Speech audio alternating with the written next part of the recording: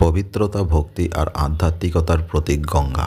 তিনি শুধু একটা নদী নন, তিনি দেবী, তিনি জীবনদাত্রী। আজ আমরা জানব গঙ্গার আধ্যাত্মিক যাত্রা, স্বর্গ থেকে মর্তে আগমন এবং তার পবিত্র রূপান্তরের গল্প। হিন্দু পুরাণ অনুযায়ী গঙ্গা একজন স্বর্গীয় দেবী। তিনি ছিলেন স্বয়ং স্বর্গে অবস্থানকারী দেবী, পার্বত্যরাজ হিমাবাহের কন্যা। তার সৌন্দর্য, কোমলতা এবং ঐশ্বর্য ছিল অতুলনীয়। দেবতারা পর্যন্ত মুগ্ধ হতেন তার অপরূপ সৌন্দর্যে। কিন্তু মর্তের মানুষের জন্য গঙ্গার এই স্বর্গীয় রূপের দরকার পড়ল এক বিশেষ কারণে। রাজা সাগরের 60,000 পুত্র অভিশাপে পুড়ে ভস্ম হয়েছিল। তাদের আত্মা যেন মুক্তি পায়, সেই লক্ষ্যে তাদের বংশধর রামচন্দ্রের ঊর্ধ্বতন পুরুষ রাজা ভাগীরথ কঠিন তপস্যা শুরু করেন। বছরের পর বছর ধরে তিনি ব্রহ্মার উপাসনা করেন এবং তার কৃপায় গঙ্গাকে মর্তে নামানোর অনুমতি পায়। কিন্তু এখানে আসে এক বিপদ। স্বর্গ থেকে গঙ্গা যদি সরাসরি পৃথিবীতে নেমে আসেন, তবে তার বিশাল গতি আর জলের তোরে পৃথিবী ধ্বংস হয়ে যেতে পারে।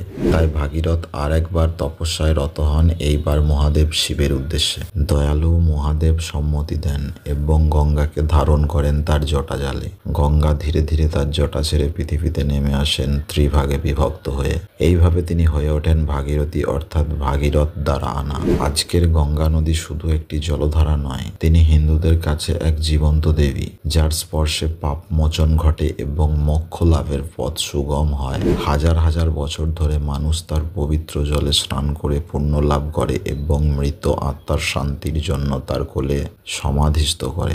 গঙ্গা আমাদের কাছে শুধু এক নদী নয়, তিনি সংস্কৃতি, ইতিহাসের এবং আধ্যাত্মিক বিশ্বাসের অঙ্গ।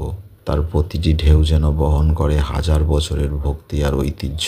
তাই আজও গঙ্গা কেবল জলের ধারা নয়, তিনি মা, তিনি দেবী, তিনি জীবন।